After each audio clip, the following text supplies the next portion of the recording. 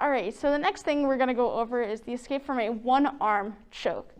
So a one-arm choke is usually someone is pressed up against the wall, but the attacker takes one of their arms and puts it up against your neck. This can be both with an elbow or with just their hand. So when you have a one-arm choke, the escape for this is actually a lot easier than you may think. The best escape to get out of this, since they're putting all their body weight against you, is to just take the opposite hand and parry it off of you, or kind of like you're doing a shove. You're going to take the palm of your hand and just push them off of you. Now keep in mind that this won't work from the opposite direction depending on what hand they use, so she puts her hand back on me. I can't use this hand anymore, she could push back against me. But I can take my other hand and push her off of me. Now depending on how much weight they're putting on you, they'll probably fall over, at least knock into the wall or the fence that they're pushing you up against. So if I were to be up against a wall, I can't reach behind me for anything, but I can take my hand, step to the side, and push them off of me. This also works again if they have a straight hand choke on you, straight arm. You can take that hand, parry it off of you. Now the difference between what kind of choke they give you is going to determine which hand you want to use as well as what side it's on. So if they're using their elbow up against your throat, you want to do what's a closing parry. So you're pushing it towards their body and you're stepping away. However, if they're using a straight arm choke, you can't do this because all of their fingers are on this side. But since just their thumb is on this side, you're going to take the opposite hand and do what is called an opening parry, so it goes away from their body. This, of course, goes the same on the other side. Take the hand and do an inward push, so it's going to be right hand to right hand, and then left hand to right hand. Simple enough, almost seems too easy. Try it, I promise it will work for you. It is the best escape to do from here. It's nice and easy, and it's a really bad situation to be put in, so it's quick and easy to do. So, what do you do if somebody grabs you with both of their arms or does a zombie choke? Now, the reason this is called a zombie choke is because they're putting an arm straight out in front of you, kind of like they're walking like a zombie. So, if they're choking you with both hands, the escape for this is going to be a bit more complicated. Let's actually switch around so they can see it from the better side. All right. So if somebody grabs you from here, it's going to be a bit more complicated to get out of. The first thing you're going to want to do is actually put your hands straight up in the air. This not only traps their hands by your ears, but it still gives you full range of motion in your arms. So as you bring your hands up, you're going to step with your leg out so you're facing sideways. This is pulling their hand with you, and now they're off balance. So while you're here, you're going to sit in your hips, bend your knees in what we call a horse stance. Take your hands, bring them down in an X. Then you're going to take the arm that's closest to them, and you can give them some nice elbow strikes right to their face. I promise you they will not want to hold on after being hit in the face. So once again, we'll go over this slowly. They're grabbing you. You're going to put your arms up in the air and step out so you're facing sideways, and you're going to drop your weight with it, just like we were talking about before. Then your hands are going to come down in an X so that you trap their hands against you. You could take that elbow closest to them and elbow strike them. When you do this, you want to make sure that the hand that you're going to elbow strike with comes down on top. It's not the biggest deal if it's not on top, but it'll be a little more awkward to get there. So try to come down with the hand closest on top. So again, let's go over it slowly. Hands are going to go up, and you're going to step out at the same time, up and to the side, dropping your weight. You're going to take your hands, drop them in an X, and then you're going to elbow strike. 1, 2, or however many it takes them to get them to let go. We're going to do it one last time just to make sure we really got it. And again, you can always go back and rewatch this part of the video or anything you need to rewatch to practice it more and get it down. So you're going to grab me. Hands are going to go up, and you're going to step out at the same time, dropping your weight. Cross your hands in an X, and elbow strike. 1, 2, 3.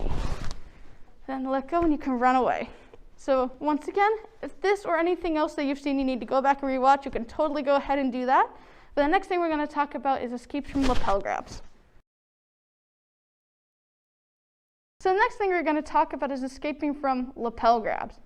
So a lapel grab is when they come up to you and they grab the collar of your shirt or your lapel, depending on what you're wearing.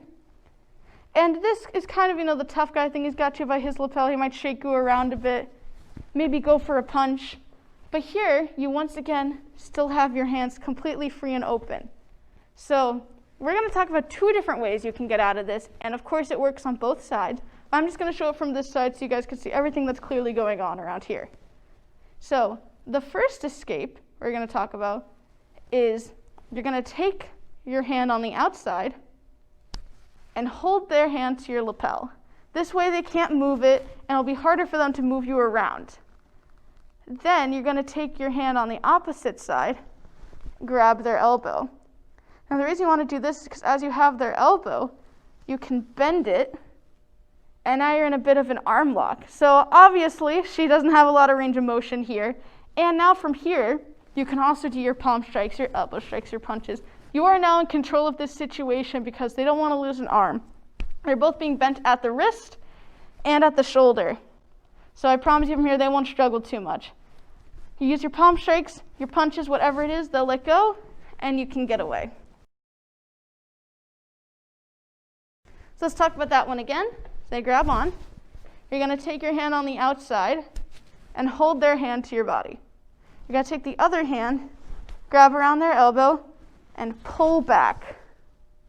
There's a nice little motion there. And then from here, you can take that first hand, give them palm strikes, elbow strikes, whatever it is you need to do to get away. Let go, you can get away. We'll show it one more time before going to the other one. Grab me, take your hand, trap it to your lapel, take your other hand, grab their elbow, and pull in. Then you can take this hand again, give them those elbow strikes, palm strikes, whatever it is. Let go, and you can get away. The next escape we're going to show you is again from a one-hand lapel grab. This time, you're going to take your opposite hand, put it over theirs, push it against you, but you're going to grab around their wrist and turn it. This is once again going to put them in an arm lock. So now you're controlling their entire arm just from their wrist. From here, you can take this other hand, bring your fist up to your ear, and use your forearm to do an elbow break. Now notice how when I'm doing this, I'm coming around and pushing down with my hand, but I'm also dropping the weight in my knees. Come around and drop your weight. This will more than likely snap their arm, which means they definitely will not want to hold on to you anymore. So once again, you're going to take your opposite hand and you're going to grab around their wrist and turn it. This way they have their elbow up. Take your opposite hand, bring it up to your ear, bring it to their elbow, drop your weight, and snap the arm. So we'll do it 2 more times, just slowly so they can see. They grab you, you take your opposite hand, grab around, turn. Take your hand from the other side, bring it to your ear, drop it, and drop your weight. 1 more time. Take your hand, grab, turn to your ear, elbow, and down. Now, of course, when you're doing this, you want to make this as fast of a motion as possible. The more momentum, the more weight they're going to feel on their elbow, and the easier it's going to be to break so that you can get away. So that about does it for our lapel grabs. And the next technique we're going to talk about is escaping from a two-hand wrist grab. So the final technique we're going to talk about is an escape from a two-handed wrist grab. So before we talked about doing our little snakes. I'll show it again. Make your snake head, come around, drop your weight and back down. But what do you do if they grab you with both of their hands? Little snakes will not work here. You can't go around anywhere. They have complete control of your wrist, which is why the escape for this, you're actually going to use your other hand. So while they have you here, you're going to get in that nice self-defense stance that you have as much weight on the ground as possible. You have complete control and they can't pull you as much. You're going to take your other hand, you're going to reach in between their hands and grab your own. You're going to pull it back up nice and fast. You got to use that momentum to help you. And then from here, you have your elbow right here. You can elbow strike them, especially if you kind of pulled them with you. elbow strike them. Again, pretty easy, but remember, you want to use that momentum to help you, because if you don't really pull, they are going to win that battle. So they have you. You want to get in your self-defense stance, drop your weight, make sure you're close to the ground. Take your other hand, you're going to reach in between, pull your hand back out, and elbow strike. Now, after you get the elbow strike in the face again, they probably won't want to keep bothering you, but you can give them a couple extra love strikes if you think you need to do so. So grabs on, drop your weight, take your other hand, reach in, pull out, and elbow. One more time, a little faster. They have you're going to drop, reach, pull out, elbow. So that is going to be our last technique. Just remember that if someone grabs you with two hands, you want to use that one, and if they grab you with one hand, little snakes will work much faster. This one will work from one-handed grab, but a little snake will be so much faster and more efficient, and you can still have that other hand ready to go in case they go to punch you or you need to block. So there you go, that is the end of this video. Of course, you can always go back and rewatch and practice any of the techniques we talked about here, and of course, you can do that with any of the other videos as well. Go back and review, or you can go ahead and watch the next video.